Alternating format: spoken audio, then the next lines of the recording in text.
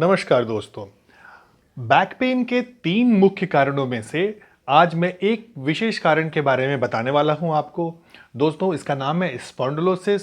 और दो ऐसे टर्म जो इससे मिलते जुलते हैं, वो कैसे अलग हैं इनसे, और उनको कैसे हम, खासकर स्पॉन्डिलोसिस को हम कैसे डिटेक्ट करते हैं, कैसे पता लगाते हैं कि ये हमें यही प्रॉब्लम है, और उसको ठीक कैसे करते हैं, और क्या करना चाहिए। वॉकिंग जो है वो उसमें करना चाहिए, नहीं करना चाहिए, और कौन से एक्सरसाइजेस नहीं करनी चाहिए या कौन सी करनी चाहिए, इन सब के बारे में आज बताने वाला हूं। दोस्तों, मेरा वीडियो आप अंत तक देखिएगा।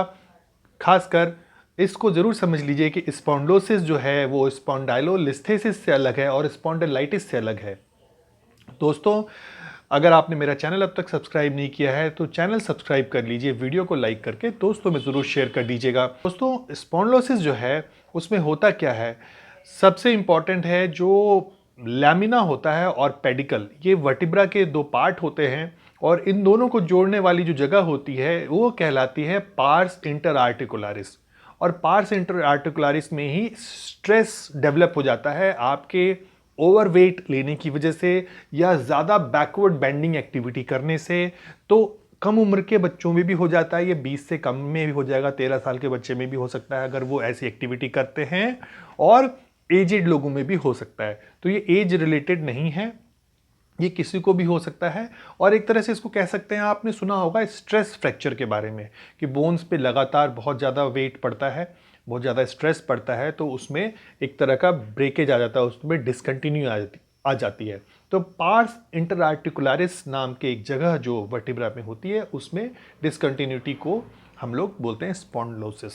स्पॉन्डिलोसिस को हम डिटेक्ट कैसे करते हैं दोस्तों, इसके लिए बहुत सिंपल टेस्ट है। फिजिकली हम दोनों हाथ ऐसे रख लेते हैं और एक पैर पे बैकवर्ड बेंड करते हैं, एक पैर पे खड़े होके। इससे हमारा पेन अगर बढ़ रहा है तो स्पॉन्डिलोसिस है ये। और इसको हमको बेसिकली अगर नहीं पता चल रहा है और थोड़ा डाउट है तो हम सीटी स्कैन करवा के इसको देख सकते हैं। एमआरआई में तो पता चल ही जाएगा, लेकिन सीटी स्कैन ये बहुत अच्छे से इसको बता देता है। सो दोस्तों, जब हम इसमें ऐसा होता है कि ये पेन शुरू हो गया, एकदम से एक्यूट ऑनसेट होता है इसका, और कभी हैवी एक्टिविटी की वजह से ऐसा हो जाता है, या बैकवर्ड बेंडिंग से, जैसा मैंने बताया, तो सबसे पहले है इसको रेस्ट देना।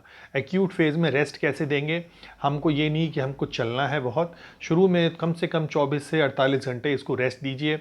आप एक बेल्ट ज़रूर यूज़ कर लीजिए, और बेल्ट यूज़ करने के बाद धीरे धीरे करके बेल्ट को छोड़ना शुरू कर दीजिए, 1 घंटे के लिए, 2 घंटे के लिए। देखिए, मैं कह रहा था चलना ज़रूरी है कि नहीं ये बताऊंगा। चलने का उतना ही चलना जितने में आपको पेन इनिशिएट ना हो, और लेकिन धीरे धीरे करके इसकी संख्या, चलने की जो कदम की जो जितने नंबर ऑफ स्टेप्स आप चलेंगे वो धीरे धीरे करके बढ़ाते जाना है, उतना आपको अडॉप्ट करना है। जो एक्सरसाइजेस करनी चाहिए दोस्तों, इसमें सबसे इंपॉर्टेंट है कोर स्ट्रेंथनिंग एक्सरसाइजेस। कोर जो होती है वो डीपर मसल्स होती हैं बॉडी में, और उसको जो है आपको स्ट्रेंथन करना होता है। उनको स्ट्रेंथन करने की कुछ एक्सरसाइजेज में से प्लैंक एक्सरसाइज है।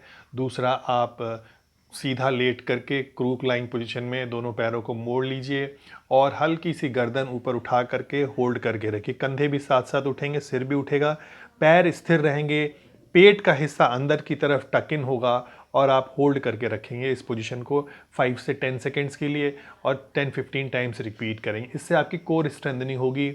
और प्लैंक करिए, धीरे धीरे करके आपकी कोर स्ट्रेंथनिंग होगी, तो आपको इसमें रिलीफ मिलेगा।